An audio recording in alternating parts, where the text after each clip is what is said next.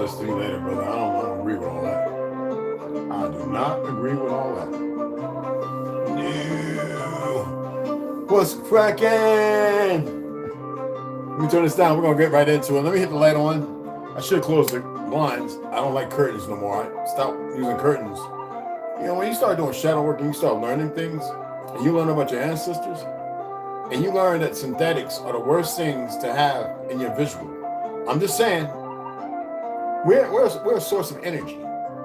Synthetics, when I grew up, Mama had curtains, but they were wool, linen, and cotton. I remember having to scrub the linen ones, just like the spats that I wore in the military. You know, the leggings, the little white things that go over your shine boots and your BDUs. So we had to scrub those with a brush. You know what I'm saying? And real soap that Mom would make with lye. You know what I'm saying? Like real soap. The stuff people was putting in their hair to conk it. But the lye then was different from the lye today. Now, anyway, I wanted to share this. Now, I was thinking about doing it. That's why this looks this way in this video. I'm going to tell y'all how to make an oil or water. One takes about, you will have to let it sit for about a month and stir it every day. That's the one with dried rosemary, about a gram. And then I would say about a gram of dried rosemary to about, let me remember right now, because you're going to make a few mason jars of it. Once you strain it, after 30 days of turn it, with olive oil, get Bertolli, olive oil, not extra virgin, regular olive oil, Bertolli. It's processed once. It's not heated up and all that crap. And you're going to stir it every day, once a day for 30 days. And sit it in a dark place, not in the light or anything like that, because you know what that does to oils. Now, as far as the quicker one, you're going to boil a liter of water and you're going to add a gram of raw, fresh rosemary. A gram. You can get a scale, you can get one, you ain't got to be doing drugs, you know. And boil that for about 10 minutes to get the oils extract. You're making tinctures. Once that happens, you set it off to the side to cool the room temperature. I'm talking about where you can put your finger in it, but you want to cover it and let it just sit so it can extract all the rosemary into the distilled water. That right there, you're going to take it and you're going to run it through a sieve. You know, a sieve. So that way you can get the rosemary petals out, both of them, before you put them into these containers. Now the oil one you can put in a mason jar. You put that in a dark place. Go and get a little bit in your hand, put it on your arms, but put it in your hair and your beard, and it'll start making it grow back. Whereas boil that, if you're like women, where your hair is thinning, rub it on there every day. And that rosemary oil, now the tincture you can use right away, and you can use that in the first 2-3 days.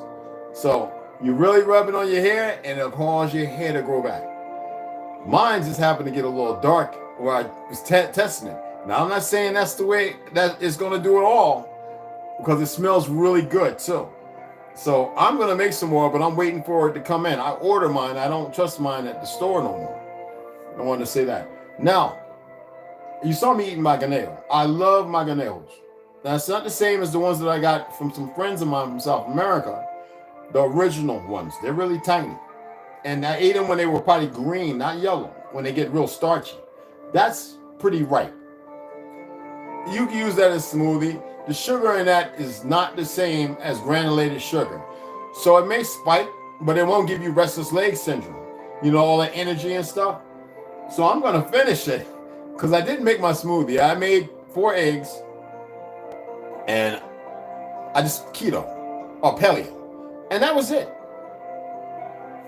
So 12 o'clock tomorrow, I'll wait and eat then. I'm pretty late. So maybe I should wait till around 3 or 4 o'clock to eat again. Because I want to keep that 12 on, 12, well, 24 for me. So it's almost like a day. So that's what I'm going to do. And I want to eat the ganeo, and I got my orange. Organic, supposedly. You know, that's what they say. This is not what orange really looked like. Not when I was growing up.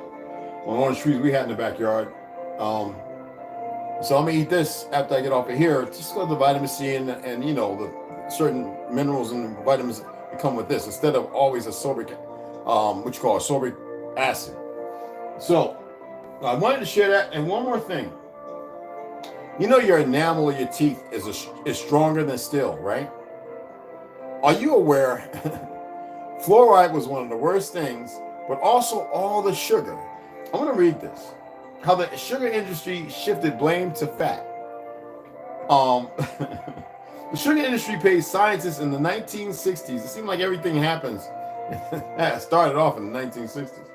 To play down the link between sugar and heart disease and promote saturated fat as the culprit instead. Fat's not really, you need fat, people. Pay attention now. Newly released historical documents show, this is 2016.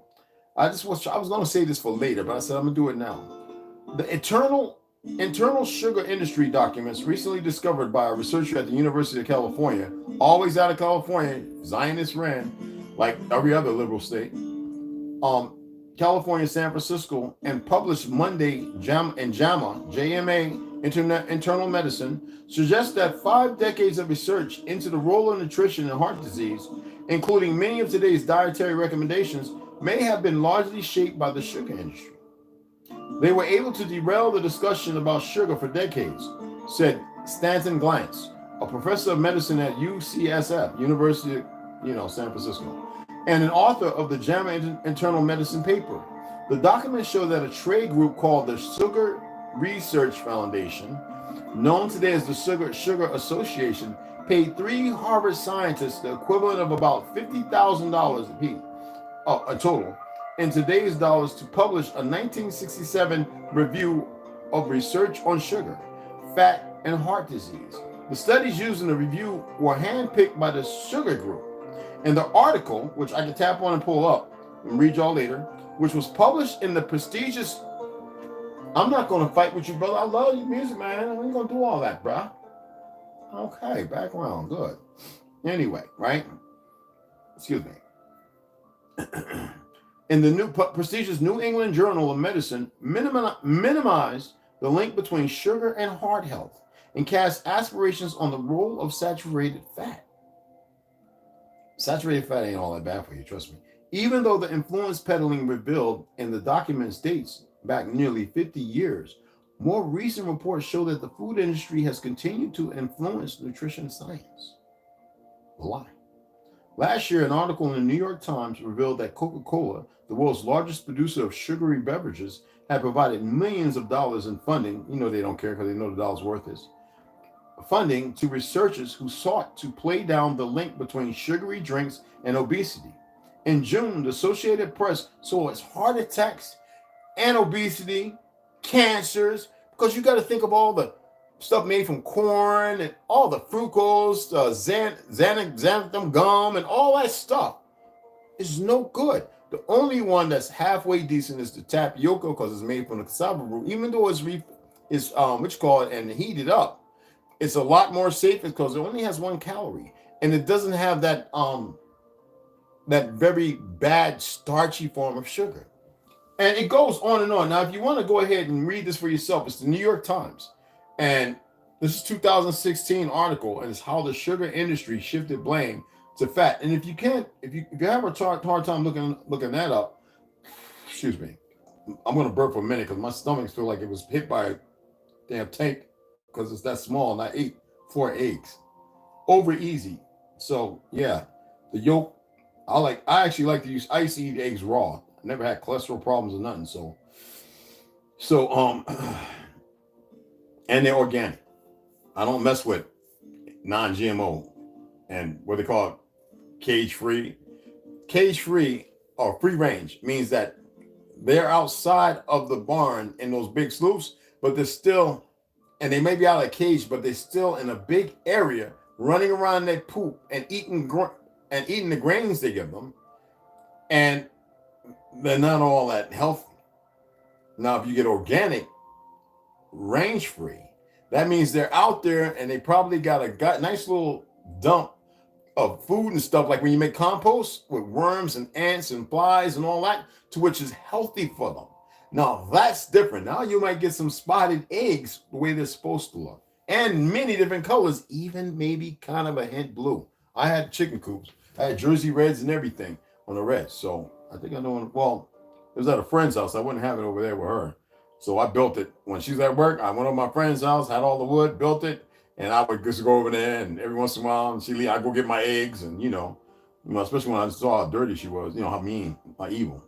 Anyway, until I was ready to leave after she tried to dump shit because I was helping her ass out, and she wasn't helping me. Anyway, if you want to look it up, just go ahead and type in I believe it's I want to make sure I got it right here. I don't want to put in international or put in the Sugar Research Foundation. I can't find because I'm on New York Times, so it's not going to come up. I went back and it's got the Earl International. All right, so that's what you got to do. So it's going to look like that. All right, and you can tap on an article to read even further more. But like I said, just put in Sugar Research Foundation or the International Sugar Research Foundation. All right, and then it'll lead you based on the 60s, and then it'll lead and cavities. Sugar sits on your teeth. Even though it's stronger than steel, the enamel, it sits there and it becomes acidic. And over a period of time, with fluoride assisting it, breaking it down further because it's porous. The enamel's a cover. That's how you get the cavities and the rot. And besides the sugar in your system, besides all the other chemicals. We're going to stop this stuff now. So don't take your baby and getting them raising that. Stop with Hershey's. Hershey's just had a big change up where they got a dude speaking for. Thank goodness for Arizona saying we're not signing the law. We're not tolerating that pronoun crap. He's a boy, he's a girl. We ain't trying to hear they running around talking about him, shim, whatever's not having it. Thank goodness for good old Republicans putting away these foolish liberal perverts. But anywho, not to get all into that dynamic, I'm happy for that one. Stay away from sugars. Stay away from flour. Stay away from all that crap. That made the ignorant pale skins go better to see white sugar and white flour and all this crap. That was programming, conditioning for them. All right? And then here we are becoming the biggest consumers of the crap. And you wonder why we're not living long, besides the fact of getting them damn jibby jibs. Now, I made my comment to the YouTube staff because if they were smart, instead of being young and dumb, they would know better than playing the games they're playing, trying to censor things that are not just subjective, but questionable. And it's relevant to the fact that Biden, last month says end to the pandemic, but yet we have certain parties who are, because we know he's brain dead, inclusive to wanting to keep certain things because they want to bring a new one. Besides the fact that they're now doing a chemical saturation by poisoning the air with certain individuals setting up certain things you see, train derailments, trucks just left with nobody in it, remote trains that usually have somebody engineering it. I mean, and they don't care about sacrificing people. All right. So I just wanted to share that before we get into the reading. All right. I'm always going to give you a little tea. I don't know everything, but I'm going to share what I can. You feel me? All right. So let's go ahead and get into this. I said I was going to read just a little bit more of George Jones, An Original History of Ancient America by Elburn Classics. I actually had to put my chocolate Hershey, which I need to eat a piece, but not right now, into my book and got a little piece of chocolate stain, which kind of upset me, but that's my fault.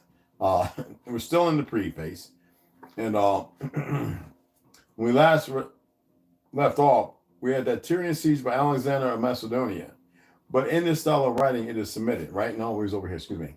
My apologies. Became apparent the stern reality of historic truth. So that's where we're at. The original vision of the mind became apparent. So, excuse me. Knowing from experience that works upon antiquities described in language could, my apologies.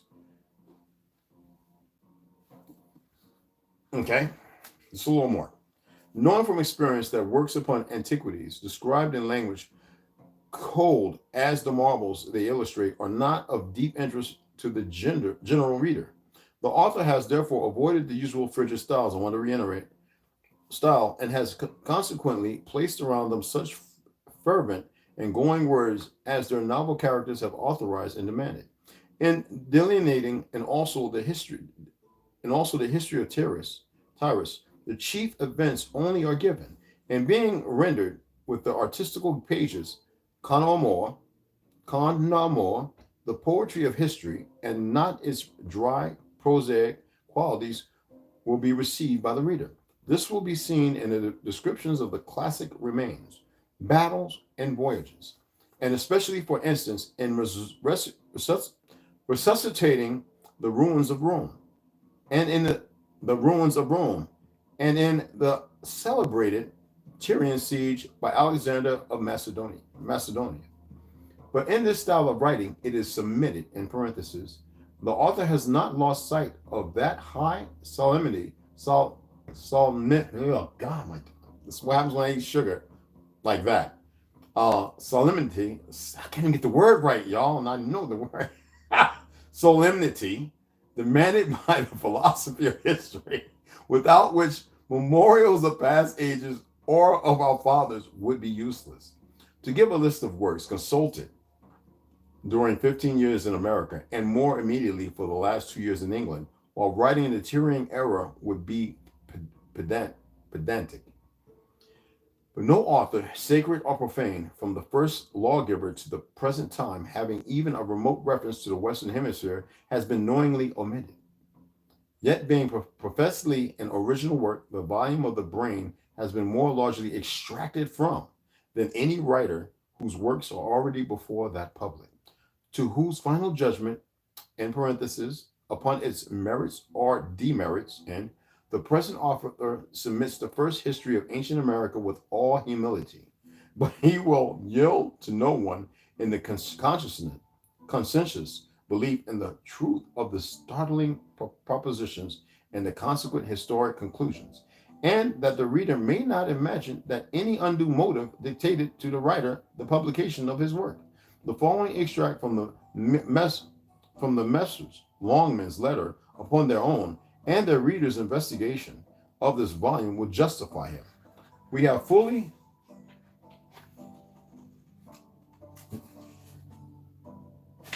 that's my bell. Fully considered the publication of your work on America. It is undoubtedly a work of great ingenuity and originality. And should it be considered that your conclusions are correct, it will be a work to confer on its author a high rank in literature. We shall be happy to be your publishers. The usual table of contents has been avoided in order to prevent anticipation of the subject matter and secrets of the history. But at the same time, for after reference, a copious index has been placed at the end of the volume, which I'm not going to bother with. And then we'll get into the, there's a notice. Tomorrow we're going to pick up right at Original History of Ancient America, book the first, chapter 1. Okay? And let me, I don't need that. I'm going to have to go over there and get a book or a card to put in there, because I was just being lazy. Go that way a little bit. All right, so let's go ahead. Abraham Africanus 1.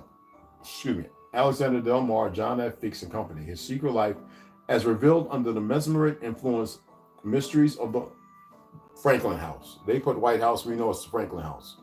And we know Franklin wasn't no damn Benjamin Franklin, the fucking name. It was not no pale-skin, regardless of how people may feel. You know what? I'm going to do this separate, because this is all poetry and song. Yeah, I can sing. Just shut up. Anyway, they're all poetries, and they're lovely. So, there's about, I think it's about 3 pages. What is it? How many is it? It's 1, 2, and they're exquisite.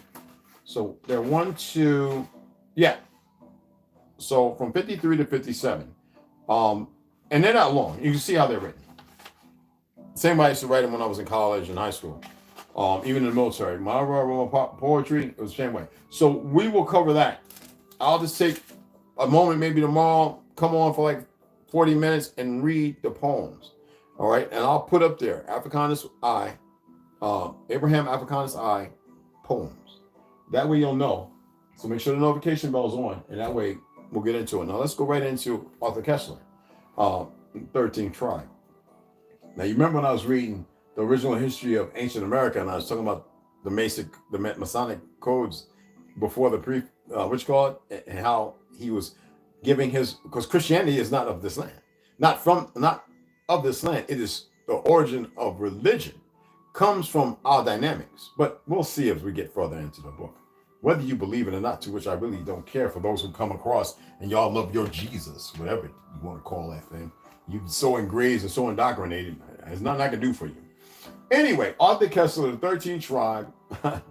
Blasphemy. No, blasphemy is upon yourself to be ignorant, to be so caught up in the deliberate, diabolical industry of a false religion. You know, religion has nothing to do with a lifestyle. A lifestyle has something to do with the spark, the life force, the factors within you that mitigate, that have been dumbed down, chemically doused, as you may put it, whether you accept it or not. There's a way to live in its order. And if that wasn't established from the foundation, then you tell me what was. And if you want to come with Jesus and all the other hypocritical shit, you know why they say, oh, you can curse me, but don't curse the Father. Why? Isn't the Father, by decree, the Roman Pope, the Black Pope of the Jesuit order? Why is he the Black Pope? It's not my problem if you have a hard time ascertaining this. I'm not attempting to tell you not to be religious. I am expressing to you that if you're going to be in religion, by the fornicate with the words. That means to actually love the words and be of the words, instead of fornicating with a lie in the world that you live in. Because there's so many of y'all are so scripted in the lie that you carry on exact. And it's not nice, beautiful, or with order. No wonder they all, even the Pope and them say, oh yeah, we're a one world religion, regalia, whatever it's called, like hellbop type stuff. Yeah, y'all got to be kidding me. These people have lost their minds. Let me get comfortable here. Cause I ain't got the ice on my foot, but it's feeling a lot better, y'all. Yes, so MOON. Let me stop that. Okay, chapter 7. Among other Hebrew sources, there is the Cambridge documents, so called after its present location in the Cambridge University Library, in parentheses. It was discovered at the end of the last century, as if the lies are supposed to maintain and manifest, right? Together with other priceless documents in the Cairo Geniza, the storeroom of an ancient synagogue by the Cambridge scholar. Did y'all just hear that? Solomon Stetcher. The document is in a bad state. It is a letter or copy of a letter consisting of about 100 lines in Hebrew. The beginning and the end are missing, so that it is impossible to know who wrote it and to whom it was addressed. King Joseph is mentioned in it as a contemporary and referred to as my lord. Khazaria is called our land. So the most plausible inference is that the letter was written by a Khazar Jew of King Joseph's court in Joseph's lifetime. For example, that it is roughly contemporaneous with the Khazar correspondence. Some authorities, we got to remember now, they don't change the history of our ancient teachings. All right? It wasn't with enough religious fervor for them. Anyway, I believe they made a pact with old Azazel or Beelzebub, whatever you damn Nimrod. They got 6,400 and I forget how many names. Anyway, yeah, that it was addressed to Hasdai ibn Shatrut and handed in Constantinople to Hasdai's unsuccessful envoy, Isaac Bar Nathan, who brought it back to Cordoba, that's in Spain, whence it found its way to Cairo when the Jews were expelled from Spain. At any rate, and the Khazars were never expelled from Spain. It's funny, because majority of people there were melanated, and you know who the Berbers were, like make it make sense, who betrayed. At any rate, eternal evidence indicates that the document originated not later than in the 11th century. I haven't been wrong, have I? My Dutch uncles made sure I knew some real good information, didn't they? And more likely in Joseph's lifetime in the 10th It contains another legendary account of the conversion, but its main significance is political. The writer speaks of an attack on Khazaria by the Alans, acting under Byzantine instigation under Joseph's father, Aaron the Blessed. No other Greek or Arab source seems to mention this campaign.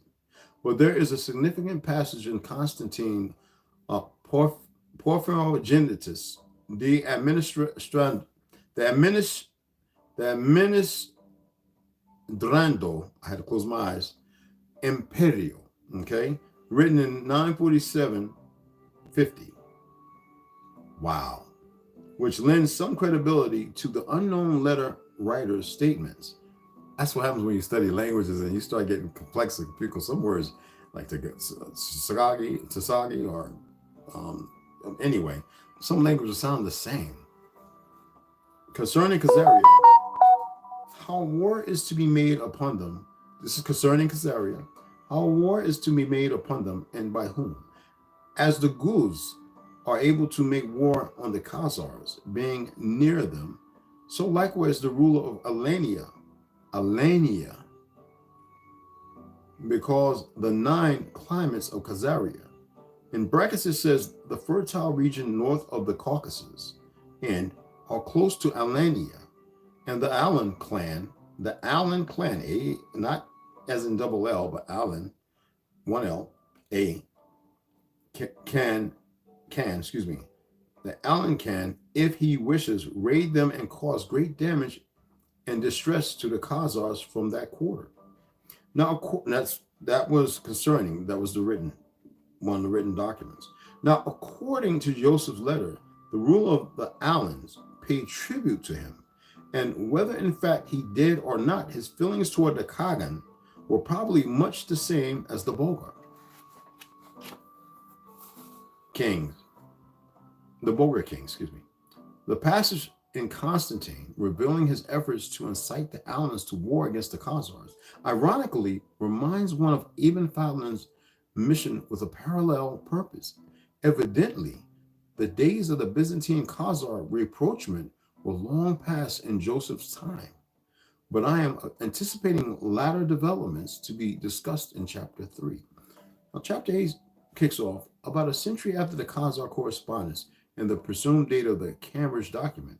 Yehuda Halevi wrote his once celebrated book, Khazuria, the Khazars. Halevi, 1085 to 1141, in parentheses, is generally considered the greatest Hebrew poet of Spain. The book, however, was written in Arabic and translated later into Hebrew. Its subtitle is The Book of Proof and Argument in Defense of the Despised Faith. Halevi was a Zionist who died on a pilgrimage to Jerusalem, the Khazari, written a year before his death, so he was a Khazar. It is philosophical tract propounding to the view that the Jewish nation is the sole mediator between God and the rest of mankind. At the end of history, all other nations will be converted to Judaism, and the conversion of the Khazars appears as a symbol of token of that ultimate event, and they perverse everything. They have made war on the true children of the creation of order. You see it every day and everywhere. In spite of its title, the tract has little to say about the Khazar country itself, which serves mainly as a backdrop for yet another legendary account of the conversion, the king, the angel, the Jewish scholar, etc. Space, and for the philosophical and theosophical dialogues between the king and the protagonists of the 3 religions. Now, however, there are a few factual references which indicate that Halevi had either read the correspondence between Hasdai or Joseph, or had other sources of information about the Khazar country. Thus, we are informed that after the appearance of the angel, the king of the Khazars revealed the secret of his dream to the general of his army, and the general also looms large later on. Now, another obvious reference to the dual rule of Khagan and Bek. Halevi also mentions the histories and books of the Khazars, which reminds one of Joseph speaking of our archives, where documents of state are kept. Lastly, however, twice in different places of the book gives the date of the conversion as having taken place 400 years ago.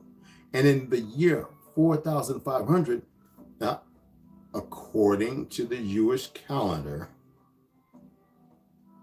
in parentheses, this points to 740 AD, which is the most likely date, all in all, perhaps. It is a poor harvest as far as factual statements are concerned.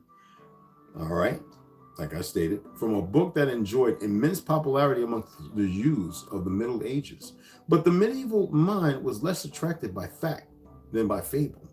And the Jews were more interested in the date of the coming of the Messiah than in geographical data.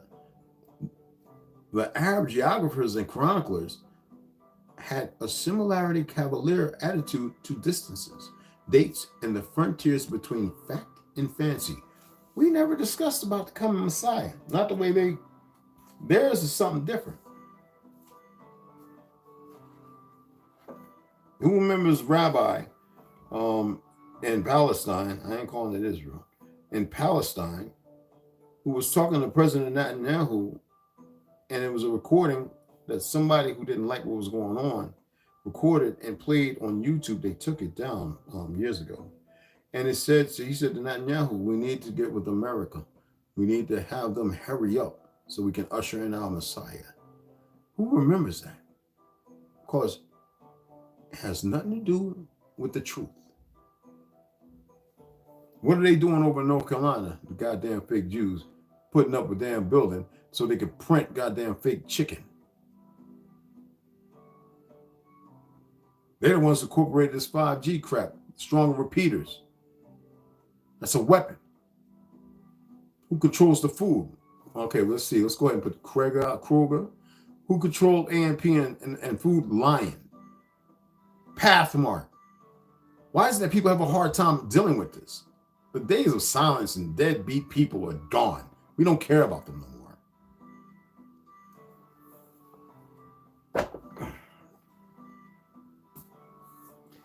Behold the pale horse. Mr. William Cooper, namaste. I got to drink. Do I want to drink some of this lime water? I need some lemon water, man. Lime water is good, but God dog, you'd be overdoing it.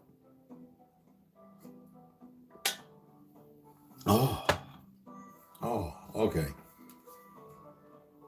Y'all got to excuse the pineapple moonshine and the butterscotch moonshine, all organic. I can't say no more than that.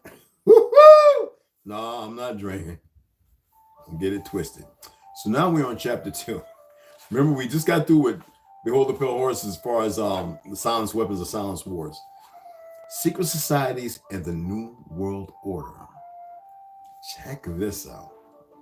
Y'all can Google everything that I discuss. You know what I mean? Like, it hits me all the time. Like, go back to its origin, just like the music industry, and pay attention. Who would be part of conversions, this, that, and other, and the diabolical things behind it, murdering our beautiful entertainers, or even the ones who decide to buy in because they get to meet something or some whatever, and they hide themselves. I mean, a lot of things are going on. Because you got to remember, and one of the silent weapons of silent wars is fear. And what else? War. To make everybody angry with no focus. And then to deliberate, to take the capacitor apart, right? That infusion and express it, to push it, let it explode out. So they give it a direction and they create war. That's why I have an issue with some of these special force guys who go to war. I'm over here now. First of all, if you really paid attention to the goddamn things that govern you and stop and be as smart as you motherfuckers think you are, you would know that the government's lying and you're going and murdering innocent fucking people. But then you go over there and you know there's bad people here, there's bad people here. What's wrong with fighting the war? See, this is what I'm talking about. Thank goodness there's good ones who are silent. One thing that they've learned in all that is aptitude, not inaptitude. So even though I'm saying this, I'm not expecting it because they won't. They're smart enough not to react. But I know it's proverbial. But the thing about it is, a lot of them don't know real history unless they're still working with the agencies and they can't say nothing. It's like a couple of friends of mine went to the French Foreign Legion, which I should have went. I was dumb. They told me, every time I chatted with them, whenever they got the chance, they said, man, Red, you would have loved it. They, right after they training, they went to somewhere over in Africa, wherever, and they did but they trained for a long time. The ones that I knew I would have went to further. They done fought in every freaking conflict. Man, my buddy's coming. Only one of my buddies missing 2 fingers. That's all I can say. I can't say what hand or whatever. But these 2 guys, I knew from growing up with. So when I went to the MEP station, it was like, yo, we're going over to which card? Was it Philly or whatever? With the French Foreign Legion station? Was it Philly or was it Philly? Was it Delaware or Philly? I forget. Anyway, I don't know if it's still there. I was like, damn, man, I should have went with them. But the problem was they went before me because I was still waiting for like 8 days or 10 days for the weed to get out my system. They stashed them up. They was over there. Because they said when they got over there, they had to go through interviews and all that kind of stuff. And then they had their history right. They got new names, new identities, everything. Now they can only say certain things. This is a while ago. Met them at the VA. I was like, damn. Well, met one. And I connected with the other buddy. And he was like, man. And you could see it in the face. You know what I'm saying? Yeah. I might not have been here. I might have had a cappy boot. You know, I might have had but you know what? It's all right. I went to the Navy, served my country, got jigged by the good old boy network. It is what it is. Secret societies in the New World Order. What they need to do with this government, get rid of all these great grandmas and great grandpas running this fictional government and put some young blood, not these Z Nation motherfuckers, some of us boomers up in there, and let us fix this fallacy. Anyway, there is a power so organized, so subtle, so complete, so pervasive that they had better not speak above their breath when they speak in condemnation of it. President Woodrow Wilson. Look it up yourselves. Woodrow Wilson. There is a power so organized, so subtle, so complete, so pervasive that they had better not speak above their breath when they speak in condemnation of it. That means those who would say, go against and speak against it. History is replete with whispers of secret societies, accounts of elders or priests who guarded the forbidden knowledge of ancient peoples. Prominent men meeting in secret who directed the course of civilization are recorded in the writings of all people. Prominent my ass. Anyway, the oldest is the Brotherhood of the Snake. Look it up. Also called the Brotherhood of the Dragon, and it still exists under many different names. The Brotherhood of the Snake is devoted to guarding the secrets of the ages and to the recognition of Lucifer as the one and only true God. If you do not believe in God, Lucifer, or Satan, you must understand that there are great masses of people who do. I do not believe in racism, but millions do, and their beliefs and actions based upon those beliefs will affect me. It is clear that religion has always played a significant role in the course of these organizations. Communication with a higher source, often divine, is a familiar claim in all but a few. The secrets of these groups are thought to be so profound that only a chosen, well-educated few are able to understand and use them. These men use their special knowledge for the benefit of all mankind. At least that is what they claim. How are we to know, since their knowledge and actions have been secret? Fortunately, some of it has become public knowledge. I found it intriguing that in most, if not all, primitive tribal societies, all of the adults are members. They are usually separated into male and female groups. The male usually dominates the culture, surprisingly. This exactly resembles many civilized secret societies. This can only mean that the society is working not against established authority, but for it. In fact, it could be said to actually be the established authority. This would tend to remove the validity of any argument that all secret associations are dedicated to the destruction of properly constituted authority. This can only apply, of course, where the secret society makes up the majority or entirety of any people that it affects. Only a very few fall into this category, though. And secret societies, in fact, mirror many facets of ordinary life. There is always an exclusivity of membership with the resultant importance attached to being or becoming a member. This is found in all human endeavors, even those that are not secret, such as football teams or country clubs. Well, that's not about order. That comes out of that crap. This exclusivity of membership is actually one of the secret society's most powerful weapons.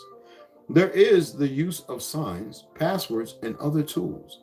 These have always performed valuable functions in man's organizations everywhere. And the stated reason, almost always different from the real reason for the society's existence, is important. It can be anything but is usually fragmented or fraternal, and is found in all pressure groups wherever people congregate. And then we'll get into the comradeship next time. Yeah, excuse me, guys. I'm not dyslexic, but there's some words that I'm aware of, and when I'm reading them, like I said, I do what I do, right? They jump out at me. I gotta look away because this to even pronounce it is crazy. Don't even ask. Please don't even. Damn. Trust me. I'm telling you more than enough that is. I mean, I'm really, and the word will jump out from all the other words right in front of me. And I'm like, God dog it, I got to look away. Because there's a word that I really think is a stupid word. Whenever I come across a word that I read the thesaurus and the Webster's dictionary, just read them all. Just read them. And read. And study some languages. And then you will find out there are some words you just feel like they're worthless. And when you come across them, like, well, for me, when I come across them, I don't know how it worked for you, they literally stand out, like almost like tunnel vision on the word. Like it's literally 3D, like, and I have to look away. Y'all seen me do it before. It's just what it is.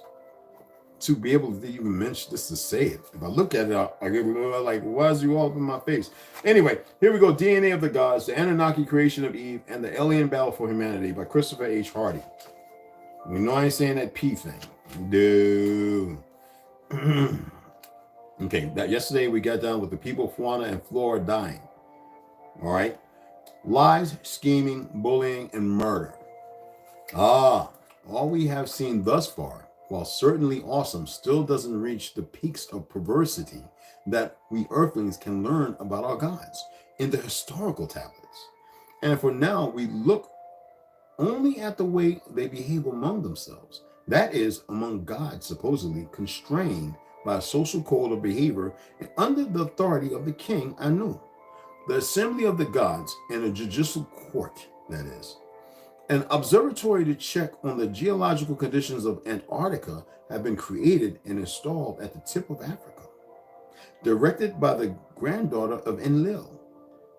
Ereshkigal, as chief earth scientist, at one point unable to attend a feast of the gods, Ereshkigal, sent her emissary to the banquet, and Nergal got so upset by what he interpreted as misbehavior from Ereshkigal's emissary that he went to confront Ereshkigal in her laboratory. In fact, we learned that it was quite the opposite. On the emissary's arrival, all the guests got up to greet him. And in parentheses it states, as a reverence to Ereshkigal, and apart from one bald god who remained seated in a laid-back posture. This prompted the emissary on his return to report the insult to his commanding lady. On arriving at Ereshkigal's laboratory and abode, Nergal behaved violently and raped her.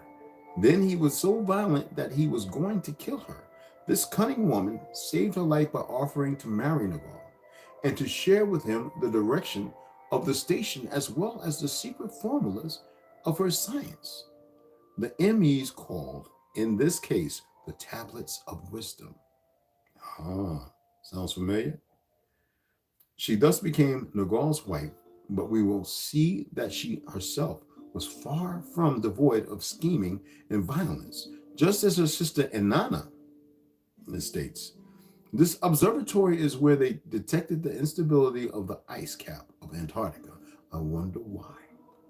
Due to the exceptional gravity pull of the incoming Nibiru and how they could forecast the huge tidal wave, the deluge when the ice cap was going to slide on the Earth's crust and fall into the ocean.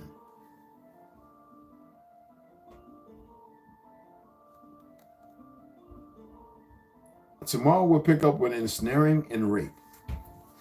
Another chapter. Is that very questionable? Does it give leeway? Does it give lewd to something that we've discussed? That's why it's important that I might have to read Nos Confoundum one more time and the Custodians, because there's some kind of, you know what I mean? There's a little friction, but there's a little wave there. It's a little water. You know, when we say travel, you know what I mean? And what direction is it in?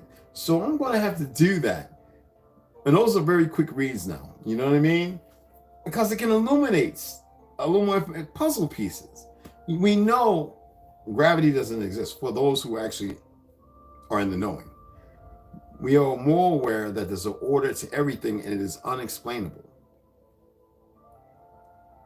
We must be lied to keep us grounded in the dumbed downness or the stupidity, to allow their Leviathan to be over us. Do you get where I'm coming from? Okay. Let's go into a little Enoch here. Well, the book of giants, the Watchers, Nephilim, and the book of Enoch.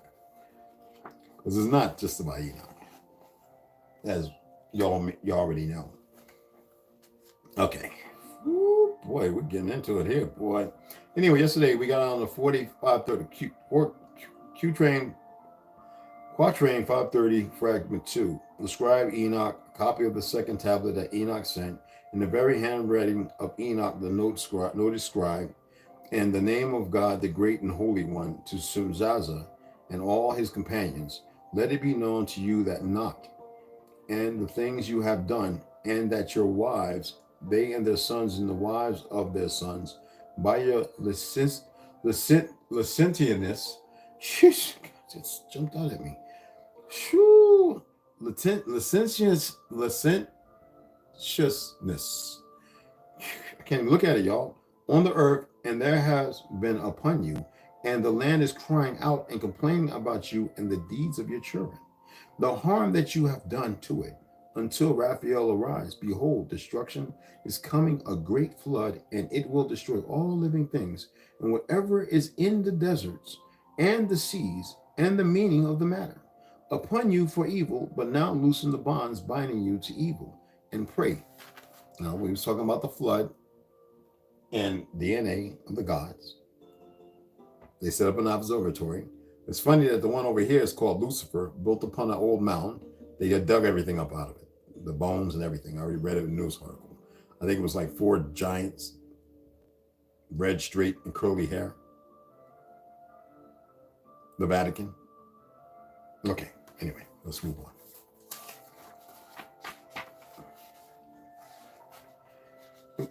Quatrain 531, Fragment 7. Great fear seized me, and I fell on my face. I heard his voice. He dwelt among human beings, but he did not learn from them.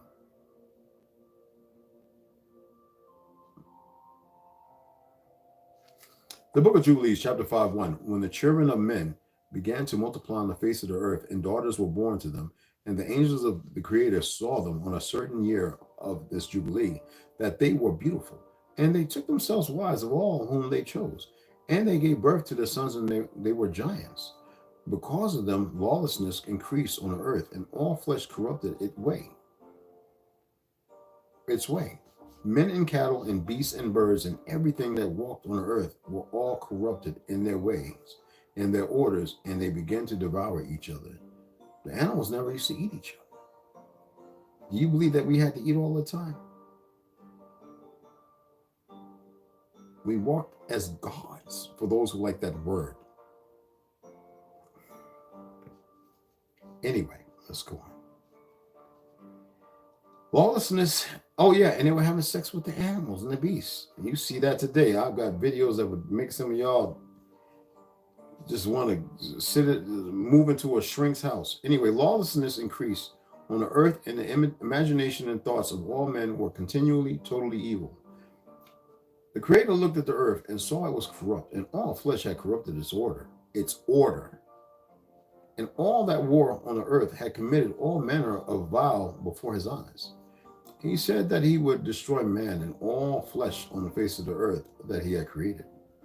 But Noah, he has another name, but anyway, found grace before the eyes of the Creator and against the angels whom he had sent on the earth. He had boiling anger sent on the earth. He had boiling anger, and he gave commandments. Y'all know the movie Prophecy. They were sent here to watch, the watchers. Jacob's Ladder.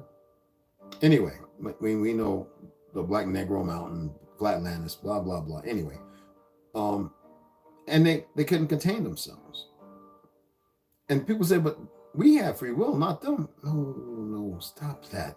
That is nonsense created by the fake ass church. And that's not even a church. The Vatican, they done added to it. They perverted a grand building of healing. Anyway, he has sent on the earth. He had boiling anger, and he gave commandment to root them out of all their dominion. And he commanded us to bind them in the depths of the earth. And look, they are bound in the middle of the earth and are kept separate. See, the middle of the earth. I'm telling y'all, man, it ain't how deep. It's deeper than you can imagine. They want y'all to believe they've only been able to go 14 miles down, and they can't get past that. There's no Mantle. There's no Dakota. No. They're down there creating all kind of problems. The ones midway. They're probably, I'm telling you, the earth is bigger than you can imagine. And when you say down, I can guarantee you there's over 1 million miles going down. I can guarantee you the earth is bigger than you can even imagine. We're talking about a plane. We're talking about beyond the scope of what you can comprehend. They got you boxed in Pandora's box, looking at this little fake little world, so that way your imagination can't go. But you can create a false imagination. That's why they got Nasal, NASA, to deceive. And most people aren't even aware of that. Nothing I can do for you, but there though. And against their sons went out a command from his mouth that they should be killed with the sword and be left under heaven. Under heaven. Killed with the sword and left under heaven. So killed with the sword means to the ground, right? Buried, right? The flesh. To roam. Heaven was right here. Anyway, even mind state, in the heart, in the gut. That's all I'm saying. I'm not going to say everything. He said, my spirit shall not always abide on man, for they also are flesh, and their days shall be 120 years. We lived long, damn near 1,000 years, if not more. Joshua 4:17, every man made to himself a god, and they robbed and plundered every man his neighbor as well as his relative. And they corrupted the earth, and the earth was filled with violence. And their judges and rulers went to the daughters of men and took their wives by force from their husbands according to their choice. And the sons of men in those days took from the cattle of the earth, the beasts of the field, and the fowls of the air, and taught the mixture of animals of one species with the other, in order therewith to provoke the Creator. And God saw the whole earth, and it was corrupted. For all flesh had corrupted its ways on earth, and all men and all animals. Are they not doing that now? And the Creator said, I will blot out man that I created from the face of the earth, yea, from man to the birds of the air, together with cattle and beasts that are in the field, for I repent that I made them. All men who walked in the ways of the Creator died in those days, before the Creator brought the evil on man, which he had declared. So he let the rest of them die, not murdered. He allowed them to die. times and seasons. For this was from the Creator, that they should not see the evil which the Creator spoke of concerning the sons of men. And Noah found grace in the sight of the Creator, and the Creator chose him and his children to raise up offspring on the face of the whole earth. But you got to remember also, and I'll stop there, chapter 13, that there are giants in them days and after the floods. And they attempted to hide that. What did they do? How was a chicken made? A buzzard and what? How was a pig made? A wild boar and what? Well, you see them in Louisiana swimming in the ravines all the time. How was a cow made? A bull and a what? A bison and a what? These are perversions. And why is that the only meat source? Well, other than those of us who hunt, know about rabbits, even a rabbit is not what it used to be. Rabbit used to get up to be damn near 30, 50 pounds. What are we doing eating frogs? And what are we doing eating crawfish? What are we doing in the sea in the first place if this isn't fish? Are you aware that most tuna companies aren't even putting tuna in it? They could be putting something in there called the butterfish from Japan, which they stopped utilizing in the 1970s because of this toxicity? That's right. You know there's albacore tuna. I've caught bluefin and this, that, and other. But what is it really? Wild caught? Butterfish is wild caught. So when you're getting tuna and you feel all sluggish and you're wondering why, just another little tea. I'm always going to drop a little tea. Right? So let's go ahead and put this up. And let's get exposing the expositions. 1851 to 1915. You know I love this. I enjoy this book because Tartaria for me is reality. Things I've got to see and witness myself. Howdy Mikowski did a fabulous. He needs to get some crayon colored things together, but I think for some Pelicans it's hard to omit or omit. But we got books based on America, about 12 of them. And all they talk about is us. Yeah, so when I walk around here and I'm looking at these Mongols with their little fake history, I'm like, you really don't even know who I am. And I used to have to do that on a reservation before knocking. I didn't fight a lot of them. I have very good brothers from Navajo and the Hopi love me. And there were those who just believed that their parents were lying because they were in the military. They seen different things. They stayed on the East Coast. A couple of them married the sisters, and they were like, man, something ain't right. Nothing I can do about the ignorant.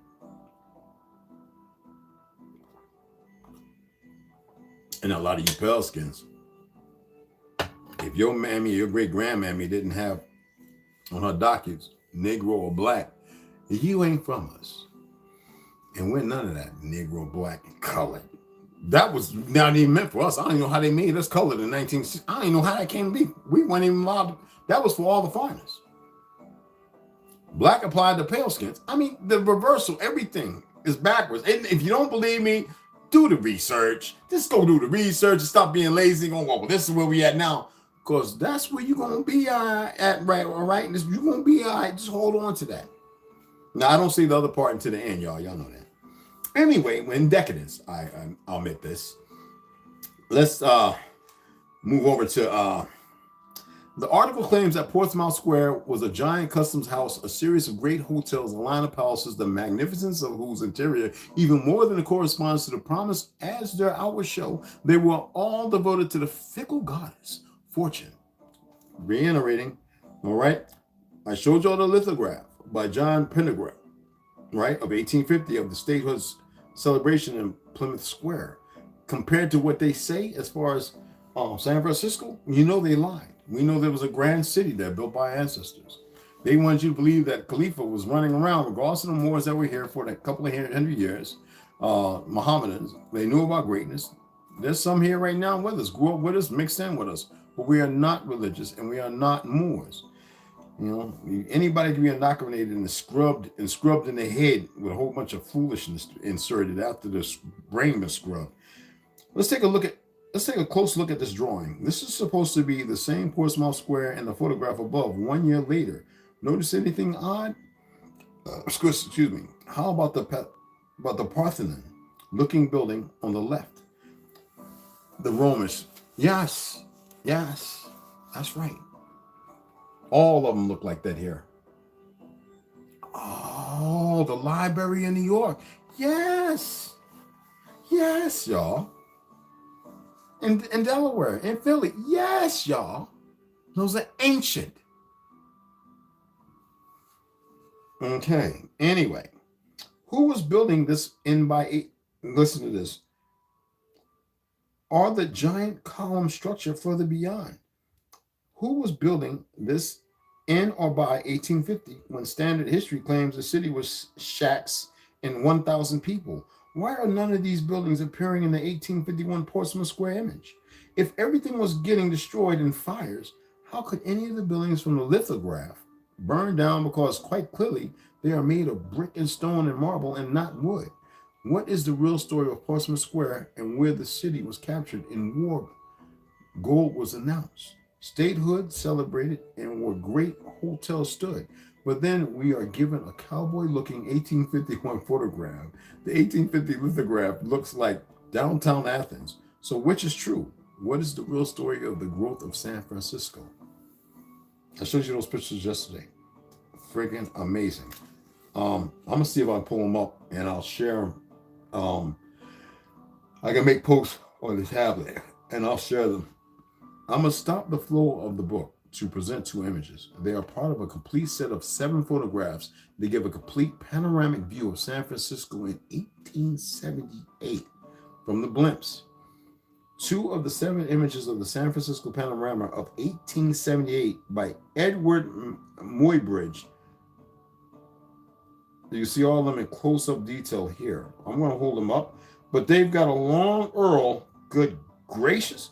I'm going to have to put in some of them URLs that I did type into my messages and just put a post up. Y'all check these URLs out. Maybe you could tap on them when I put them up. We'll see. But this one has got about 3 times the amount of damn numbers and alphabets. Oh, gracious. https _//wikipedia.org/1/4/1A//San_by_Edward actually _my_bridge%2C_1878 JPG. Oh my goodness, my tongue get a cramp.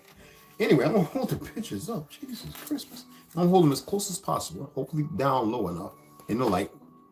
That is, and there are grand buildings that look like Rome, Colosseums and all.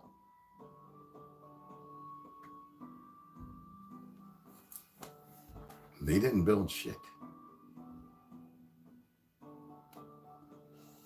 This might be one of the most shocking pieces of photographic evidence out there. Please follow the links and look closely at all 7 of the images, which turn out to be in very high quality. What you are looking at is a panorama of San Francisco claimed to have been taken in 1878 by Edward, sounds, it ain't it, Edward Muybridge, actually Muybridge, the same man who later gave a moving picture display at the 1893 Chicago Exposition.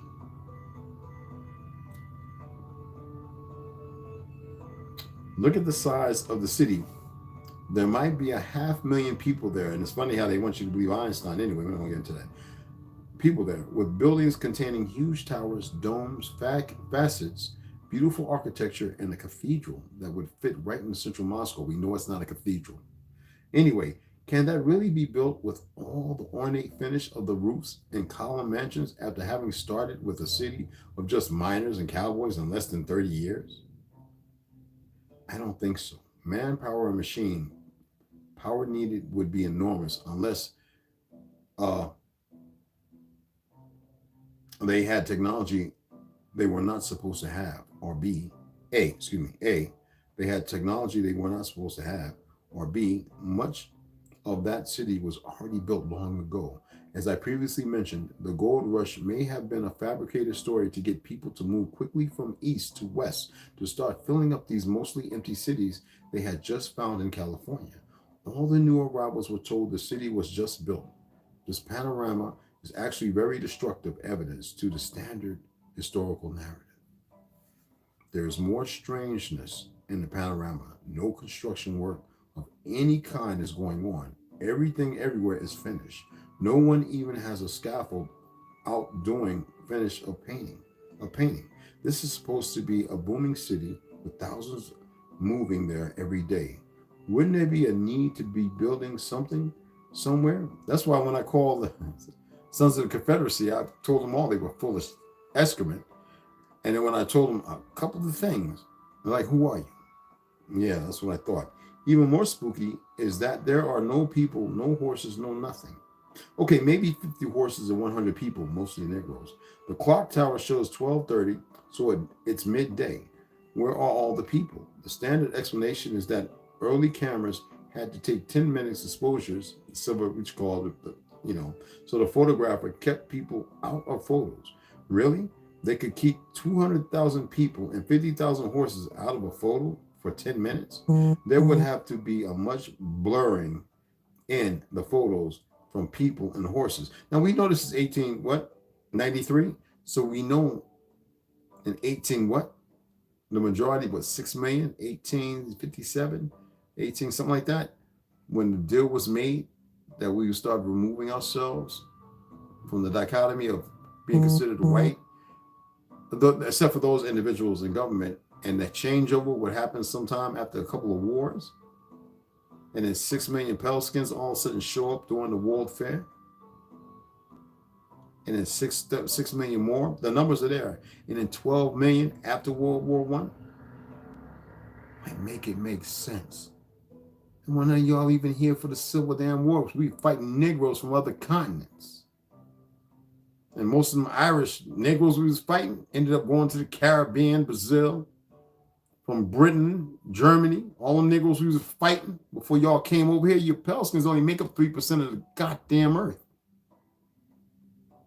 Got our people believing we 12 and 13% of the population. We are mostly in all the major cities since 1947. Y'all on some serious crack. Anywho, let's go back to the reading. That's not what hate. You snap out of that coma. But there is no blurring. Let's be clear, there are almost no people in the city when this panorama was taken. We see these similar city photos all over the world during this time period, 1860 to 1880. A complete city with no work being done and no people to be found anywhere. More challenging, look closely. There are no horse hitches. The posts you need to tie your horse up to so that it won't run away. How did the 50,000 horses stay put day after day with nothing to ever tie them to that every other town or city in the West would have had? I think we are looking at a city at the edge of being taken over, found dead, discovered. This might be a foe the day the resettlement began, not some 30 years after being founded by some cowboys and miners. The 1850 drawing we have of Portsmouth Square indicates that San Francisco is not what was normally presented at this period. What were historians doing during the time frame? Why was no one reporting it? San Francisco, 1894, mechanical building and tower, which would be dynamited in 1896.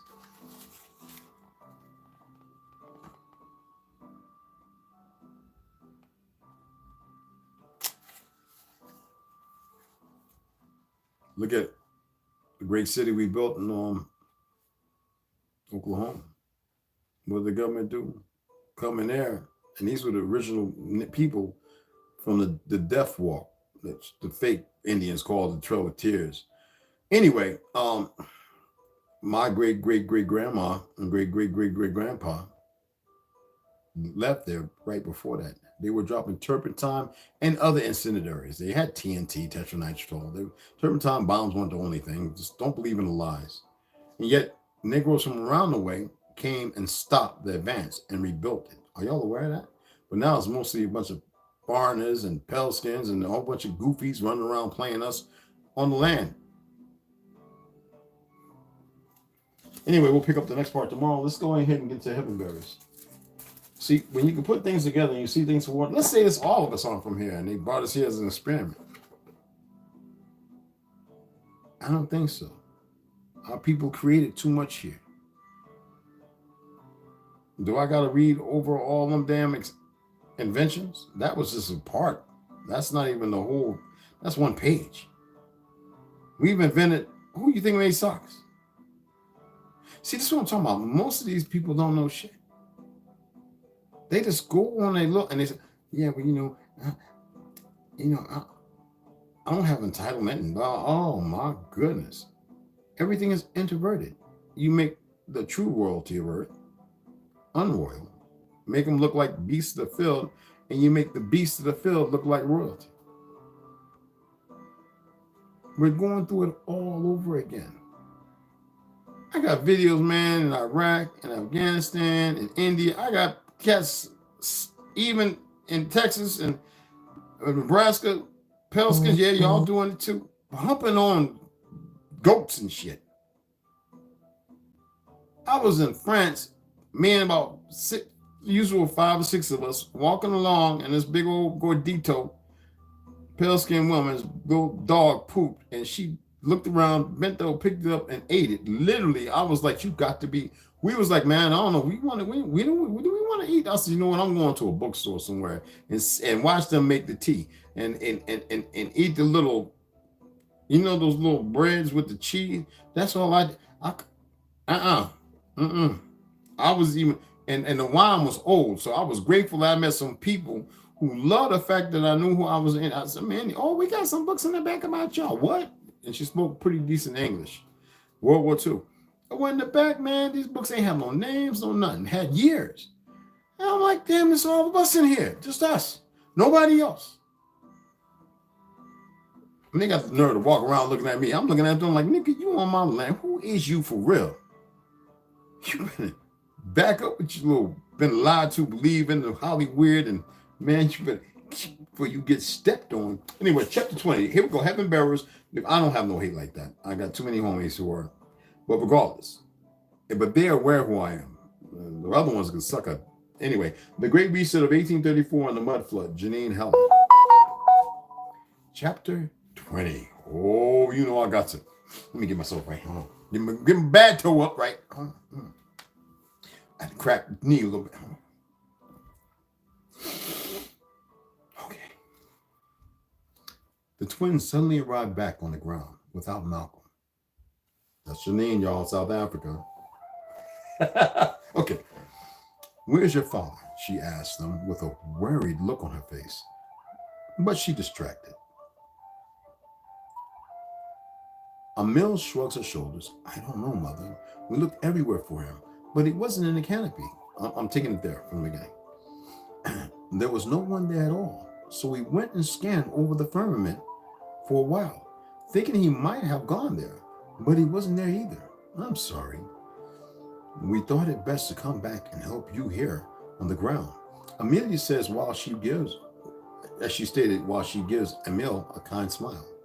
We are stronger together and we will stop them. Father will join us in a little while. I am sure of that. All right. There is a loud groan that echoes and makes the ground shake violently. Bonnie is distracted by it, and her gaze goes back towards the creatures trying to kill them all. The creatures are dutifully still digging under the dome, and the biggest one has just about made it through. I can't extend it any further, Bonnie, Cashapp shouts. We read this one, taking it from the top. Shouts in her direction, and she can see that he is struggling to wield the power of the shaft. He isn't meant to. He is of the wrong bloodline, and they both realize this suddenly. Emil and Amelia take over from Cashapp and expand it down if you can. She both asks and orders them at the same time. There is no pre-written script. She doesn't know what she must do, but she knows she needs to defeat these creatures, and soon. The twins follow their mother's orders and manage to extend the dome down, just enough to keep the other two creatures from being able to dig through. The third one has already managed to pull its hind legs through and is standing on all fours, frothing at the mouth. It is hungry for blood and it wants hers. Now we get into the gist of it. Bonnie suddenly thinks about the pain she felt losing her mother for all those years while she lived at the fondling home. And fondling little children. Anyway, younglings, what I always call them. Anyway. And her eyes start to fill with tears. She tries to stop herself, thinking that she has more important things to worry about right now. But her eyes keep filling with tears. The first tear rolls down her cheek and a massive droplet falls inside the dome. in which the two creatures are in and are so desperately trying to dig out of. She realizes what is happening and allows her emotions to take over and lets her tears fall uncontrollably.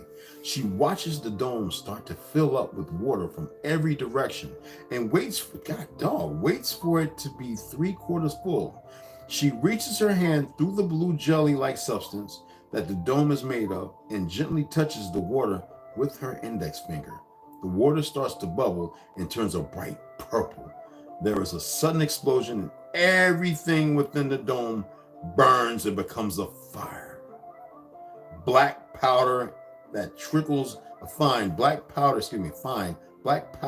that trickles down like dust after a windstorm. Until it settles on the floor, the black powder gently mixes with the last bit of her tears that falls and magically turns into millions of shiny purple stones that litter the entire area. Cashapp, the twins, and Bonnie can't help but stare at them with open mouths in amazement. I can say it now. This is how the amethyst stone was created, and it will become a popular and important stone in the future, the amethyst. It will be the stone that will represent the Tartarian Empire and will be worn with pride by every Tartarian man and woman. Bonnie, watch out! Cassio tries to caution her, but he is too late. The last remaining creature has her pinned to the ground, and a single drop of his toxic drool drips onto her in the face. Get off, she shouts, and she tries to push his head away from her. She suddenly cries out in absolute pain, and she can feel her heart rip out of her chest. Malcolm! She starts crying hysterically and tries again to get the creature off, but it won't move. She's exhausted and she reaches for him. The twins come running over to her, and Emil takes the shaft and forces it into the creature's head. Amelia quickly joins them, and they use her last bit of strength to force the shaft right through until it hits the ground with a hard bang. The creature twitches and starts to bleed out a white goo. While still on top of her. Get it off me, she screams and is in absolute panic. Cassio runs on over to her and helps the twins get the creatures off of her. Her clothes are burnt in patches from its saliva, and she is covered in its white blood. Ectoplasm? Ghostbusters, anyway. She looks up at the canopy and immediately gets onto her feet. Malcolm! I need to find Malcolm, she says, and tries to gather her thoughts on how to get to him. Cassio tries to stop her and grabs her by the arm, but she pulls away from him, and with one swift push, she is up in the air and out of sight. It's a Matrix shit. It's Neo, and anyway. The storm dies down, and the fire dome disappears from the settlement. Snow starts to fall again, and the resistance starts to cheer in victory. Cassio looks around and knows their cheers are all in vain. This is just the beginning, he mutters, and looks up into the sky. The heaven bearers will be on their way soon, and the air starts to stink of rotting flesh. I don't know if you heard me because I got a notification. And the air starts to stink of rotting flesh. And then we'll pick up when Bonnie arrives in the canopy tomorrow. Anticipation. As you know, I always say near the end, I know how it ends, but I know how it could end. I know it gets all the emotional and the egotistical motherfuckers all rival. I don't give a fuck. Whether we know each other or not, people. I don't care about your feelings and emotions. You don't know, you don't know. Stop being stupid. Let it be. Get your act and your ass together. Get some shout outs and I'm gonna get the fuck off and relax. Yeah, no, that moonshine is not for today. That is for the 18th and 19th, 17th, 18th, and 19th. Not for me, though. Oh, man, y'all been chatting away. Goddamn. My goodness, I love y'all. Hey, Sue, what's up, baby girl? Hey, Mikey Hill, what's going on? Peace. Jay Davis. Sarada, I saw you pop up. West Side. Yola, what's going on, family? Appreciate it. Rondo. You already know, family. I watched your live stream from earlier today. It was very informative. I appreciate that. I hope so. Yes, yes, yes. Number love. Frankenfood, definitely West Side. Fucking right.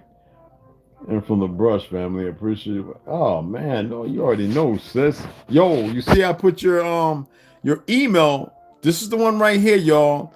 For the trinkets, the copper, all that stuff. And she's really good. Now I'm not gonna give her history, there's no need for it.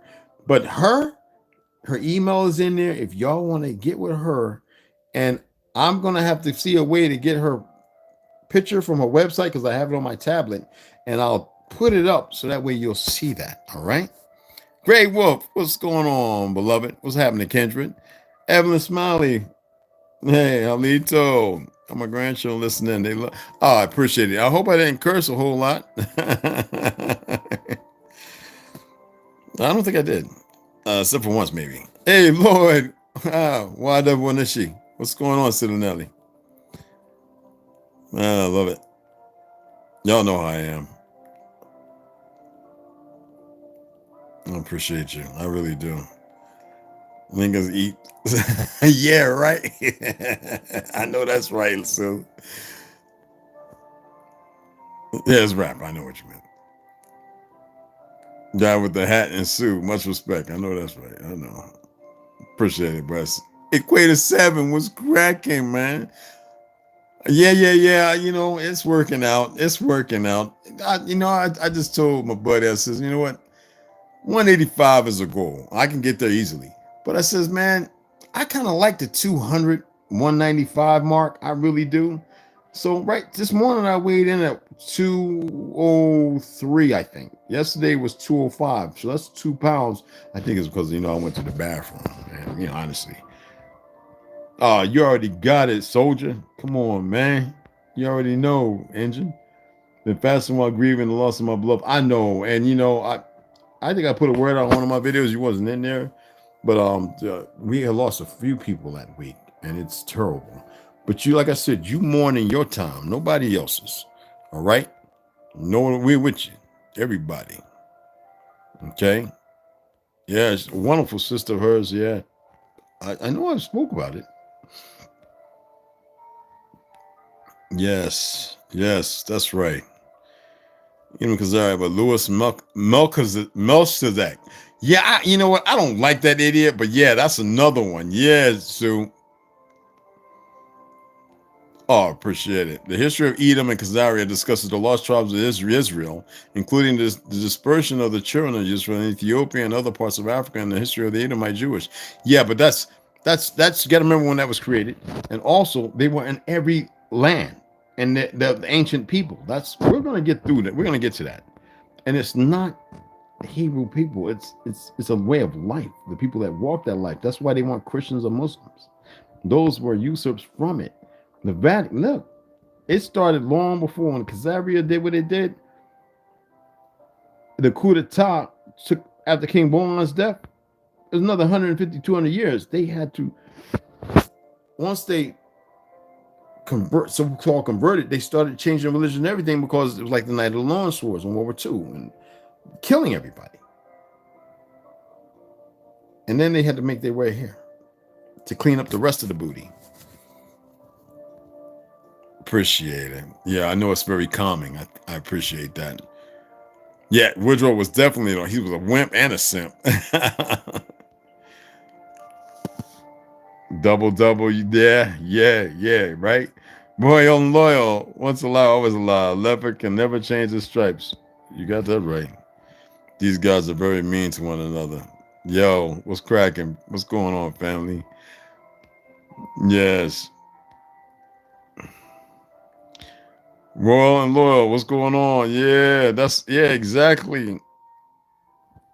Enki was born along with his sister Erishkigal, and they became lovers. Yes, appreciate that, West Side. I hope it was good. Lies, scheming, bullying, and murder. Exactly. Yes. Much love. Yep. Oh, we see that's a different name now. So good. I'm glad she's here. Middle of the earth can be on other sides of the ice wall, but we know there's many lands out there. I can't say a whole lot of things. I'm gonna keep reading, but I know some people that done some things. So, you know what I'm saying? I know some people that done some things, and Yeah. Not every veteran gets to meet, yeah, I know some people that did some things. Been some places. We can fly in and go there anywhere. Yes, one day, but we must come into our truth. There was too many of us ready to go that needed to roll out the danger sauce to depot and stop. Yes, there was. You know what's amazing? It kills me by way of Marcus Garvey and Haile Selassie, and then we get to Martin Luther King, and there was other people. This is not Martin Luther King, who really pushed for peace. But what people don't ever hear about were the deacons, the armed deacons, and all the people that were fighting. You never hear that because that would give you hope. Instead of this false sense of no hope that we see people running around with today. We have people, I know some real history from my uncles and them talking about, man, we was kicking, man, in Jersey, the police, municipal station, the Delaware, what? Man, the truth? No, the truth in Georgia? Man, they got people believing that them fellas was running around lynching. No, man, people were getting their ass handed to them left and right. Excuse my French. Go and find. There's some books out there on that. That's not the reading I'm doing though. Many wouldn't in the flesh survive on the other side. I don't know. I can't say. I can't say about that. Maybe it's possible. And that's not. I'm not pushing hate. I'm just saying the history that we deal with is pure friggin' lies. And I would love to see people digress from the lies. Doesn't mean things didn't happen, but I know my great grandpa killed 5 peckerwoods on our land down in Old Town Winston-Salem, and there was a whole bunch of them that got dead over there. Come up talking about they're gonna do this, that, and the other. Man, brothers wasn't playing that shit back then. I don't know what people talking about. All this new fake history. The gold mine of research. Yes, it is. Kelly, let's just get along. Yeah, Amethyst. Yo, Amethyst is banging for real. And I appreciate that. May it all be one. May it all be one. That's what's important. You know what I mean? May we move beyond the monocles of our disparity, and may we keep moving forward. Now, so somebody in here, Miss, my beloved childhood friend, I know what you was talking about, and it made sense. But one man, see, women used to pick. Women are very good. There's more women to us, and there was always 7 to 10 women to us because that's how we literally made a nation. So many of us. One man would have 5 to 6 sisters. I'm not talking about literal sisters, but I'm talking about in the Hebraicism or in the ancient ways of who we are, and it would be a very strong man and very strong woman to bring in very good genes. And that's more or less what the O negative was all about, and O positive. And you can never have one woman with 5 or 6 men. It makes no sense. Then that's where you get the filibuster of these demonic names. And I know someone say, well, maybe all the 5 men, only one is fertile. Well, then you get rid of the ones that aren't because they're no good. Is that just what kind of pleasure? That's not. Copulation was not for pleasure, even though it's an enjoyable moment that should be embraced, and it's something that the sisters going to have to ovulate, and a man can know is worthy as they keep him powerful to protect them, because the women are powerful, more powerful than us, but we are more powerful in the physical. The women in the realm of light, we are full of light as one. There is no 50-50, it's 100. There's a purpose for everything. Why do you think they're doing the perversions they do now? All this soy and everything, raising estrogen in men, the men acting like women, and the women thinking they're men. Come on. And then the fake religious dichotomy of getting married. And when you find out that the documents that you got married with y'all only belong to each other, and marriage was never about, we never did some foolish ass marriage. That's some made up shit they utilized and created for the vectors of what you see going on to belong to the corporation, the status quo. It's not complicated. It's very, very easy. DJ ZP, bless up. What's going on, Campo? But I appreciate, and that's the reality. Now we have a lot of individuals who come along and they have perverted that because they weren't meant to. Did any woman get together and go, he looks like a good one because of his slimy talk? First of all, if the women were truly in the core of their being, they would have heard what's that young nigga, whatever, the one that got locked up, one sucking dudes' penises and whatever. Anyway, they would have knew that he was unworthy. Oh, you just a silver tongued, pitchfork talking nigga. No. But until the women really see good men, and the good men see the good women, and they cross like that stream in Ghostbusters to destroy the goo, right? That's that power. Everything's hidden all around us, all the things. It is so much from us, and nobody really knows. What did I say? You take mercury and you take what? Brass and copper. You put brass and put mercury in it, copper in the middle, and you spin it. What happens? What do you think happens? And if you have a polarity, a magnet underneath, in that pole, those are different poles of magnets, polarities, and you spin it.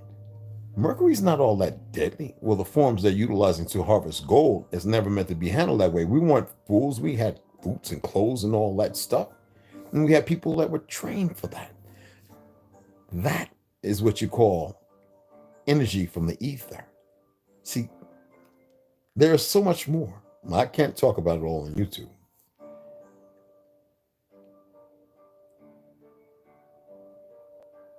Like I said, I know how it ends, but I know how it can end. And you will see. Some of you. Anyway, I'm going to sign off. I appreciate y'all. Love and light. Yeah, and listen to the word, legally married. Like, does that make sense? Nigga, what's this legally married shit? Like, you know what I'm saying? Right. It just makes no sense. There's a driver's license. Chata Hire just won a case. In New Jersey. The right to travel. I wish he was here. He had a live yesterday. It was very short music, but you need to go and look and see what it says. And now I get it. Gmail. That's how I found out. And I was so happy. He won his case. I'll tell you, they're not judges. They're magistrates. And somebody would have you go, oh, well, the magistrate is the judge. No, it's not a judge. Fuck out of here. I'm the judge, motherfucker. I'm from Levi, motherfucker. Just ain't time to judge. That's another thing with all these religious motherfuckers. They use Old Testament and they don't even know what half of the shit that's perverted and what they're talking about. The time of judgment is not upon us, and people don't get it. They know everything, though. They'll find out. Yeah, right? Matrimony to death. In death. That's what it actually is. In death. You know? But I appreciate y'all. I'm going to sign off. Hour and 38 minutes. I think that's long enough. Don't worry. I'm going to have an open mic. I got to. I know we call it podcast. I call it open mic. Because I would love for everybody to partake. Other than my main brothers. You know what I'm saying? Have them in. But everybody else is welcome to come in. I pay for it every month and I'm not using it, right? You know? Much love, much respect, everybody. Y'all already know. To my beautiful, beloved sisters and to my brothers, you know what it is. One, all them real soldiers. I'm going to use it, brother. I'm going to set, you know what? We got some stuff to talk about. Yeah. Hell yeah. So I'm going to keep reading this because, woo! And that one down there, the Book of America and the sketches. Holy schnizzle. Anyway, I'm signing off. Got y'all. Tomorrow, we're going to, you know what? I might do an AM little rant to get some people to drive them more week out. And then set up a podcast for about 3 or 4 o'clock, maybe 4 o'clock, because I know most be off on the East Coast and over here would be good. So that way we can get it in. All right, 4 or 5 o'clock. All right? We got some things to talk about. All right, y'all. All right. It'd be nice to see Big Mike back. I don't know what he been doing. Appreciate it. And then tell some other people, man. Yo, go come and check it out, you know? All right. Love you all.